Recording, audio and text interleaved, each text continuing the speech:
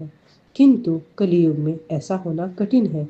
इसलिए इसकी शुकदेव जी ने जो विशेष विधि बताई है वह जान लेनी चाहिए।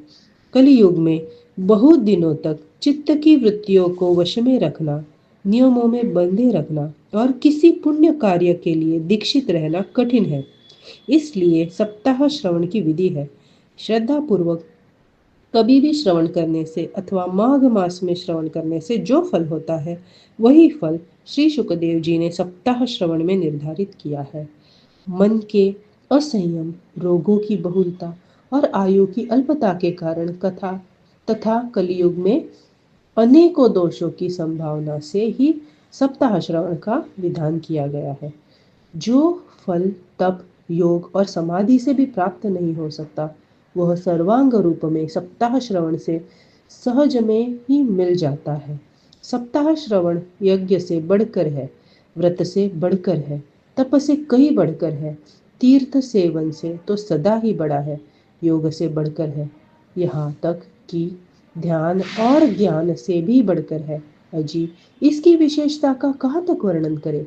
यह तो सभी से बढ़ चढ़ कर है। शौनक जी ने पूछा, सूत जी, यह तो आपने बड़े आश्चर्य की बात कही। अवश्य ही यह भागवत पुराण योग वेत्ता ब्रह्मा जी के भी आदि कारण श्री नारायण का निरूपण करता है, परंतु यह मोक्ष की प्राप्ति में ज्ञानादि सभी साधनों का तिरस्कार करके इस युग में उनसे भी कैसे बढ़ गया? सूत जी ने कहा, शौनक जी, जब भगवान श्री कृष्ण इस धरा धाम को छोड़कर अपने नित्य धाम को जाने लगे तब उनके मुखारविंद से एकादश स्कंद का ज्ञानोपदेश सुनकर भी उद्धव जी ने पूछा। उद्धव जी बोले, गोविंद, अब आप तो अपने भक्तों का कार्य करके परम धाम को पधारना चाहते हैं, किंतु मेरे मन में एक बड़ी चिंता है, उसे सुनकर आप मुझे शांत कीजिए। अब घोर कलिकाल आया ही समझिए, इसलिए संसार में फिर अनेकों दुष्ट प्रकट हो जाएंगे।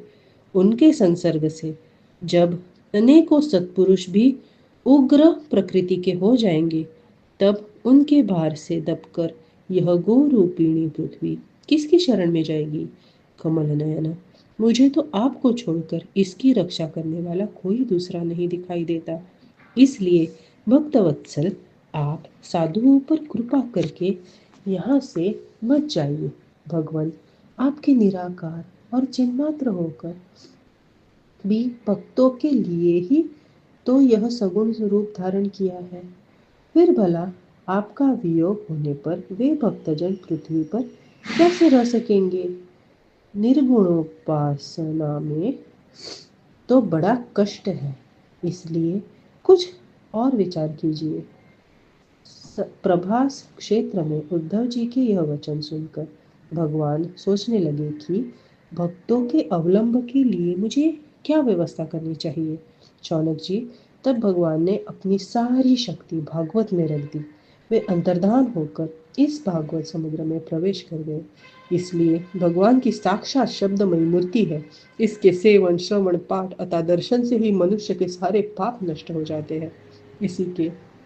इसी से इसका सप्ताह श्रवण सबसे बढ़कर माना गया है। और कलयुग में तो अन्य सब साधनों को छोड़कर यही प्रधान धर्म बताया गया है। कलिकाल में यही ऐसा धर्म है जो दुख, दरिद्रता, दुर्भाग्य और पापों की सफाई कर देता है तथा काम, क्रोध आदि शत्रुओं पर विजय दिलाता है। अन्यथा भगवान की इस माया से पीछा छुड़ाना देवताओं के लिए भी कठिन है। मनुष्य तो इसे छोड़ ही कैसे सकते हैं? अतः इससे छूटने के लिए भी सप्ताह श्रवण का विधान किया गया है। सूत जी कहते हैं, शौनक जी, जिस समय सनकादि मुनीश्वर इस प्रकार सप्ताह श्रवण की महिमा का बखान कर रहे थे, उस सभा में एक बड़ा आश्चर्य हुआ। उसे मैं तुम्हें बतलाता हूँ, सुनो। वहाँ तरुण अवस्थाओं को प्राप्त हुए अपने दोनों पुत्रों के साथ लिए विशुद्ध प्रेम रूपा भक्ति बार बार श्री कृष्ण गोविंद हरे मुरारे हे नाथ नारायण वासुदेव आदि भगवान नामों का उच्चारण करती हुई अकस्मात प्रकट हो गई। सभी सदस्यों ने देखा की परम सुंदरी भक्ति रानी भागवत के अर्थों का आभूषण पहने वहां पधारी।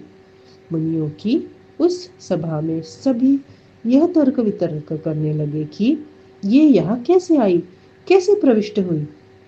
तब सनकादि ने कहा, हे भक्ति देवी, अभी अभी कथा के अर्थ से निकली है।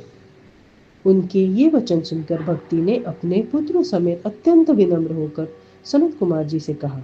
भक्ति बोली, मैं कलियुग में नष्ट प्राय हो गई थी।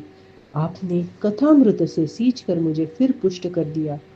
अब आप यह बताइए कि मैं कहाँ रहूं। यह सुनकर सनकादि ने उससे कहा, तुम भक्तों के को भगवान का स्वरूप प्रदान करने वाली, अनन्य प्रेम का संपादन करने वाली और संसार रोग को निर्मूल करने वाली हो। अतः तुम धैर्य धारण करके नित्य निरंतर विष्णु भक्तों के हृदय में निवास करो। ये कलयुग के दोष भले ही सारे संसार पर अपना प्रभाव डाले, किंतु वहां तुम पर इनकी दृष्टि भी नहीं पड़ सकेगी। इस प्रकार उसकी आज्ञा को पाते ही भक्ति तुरंत भगवत भक्तों के हृदय में विराजी। जिनके हृदय में एकमात्र श्री हरि की भक्ति निवास करती है, वे त्रिलोकी में अन्यतः निर्धन होने पर भी परम धन्य है, क्योंकि इस भक्ति की डोरी से बंधकर तो साक्षात भगवान भी अपना परम धाम छोड़कर उनके हृदय में आकर बस जाते हैं। भूलोक में यह भागवत साक्षात पर ब्रह्म का विग्रह है। हम इसकी महिमा कहाँ तक वर्णन करें। इसका आश्रय लेकर इसे सुनाने से तो सुनने और सुनाने वाले दोनों को ही भगवान श्री कृष्ण की समता प्राप्त हो जाती है। अतः इसे छोड़कर अन्य धर्मों से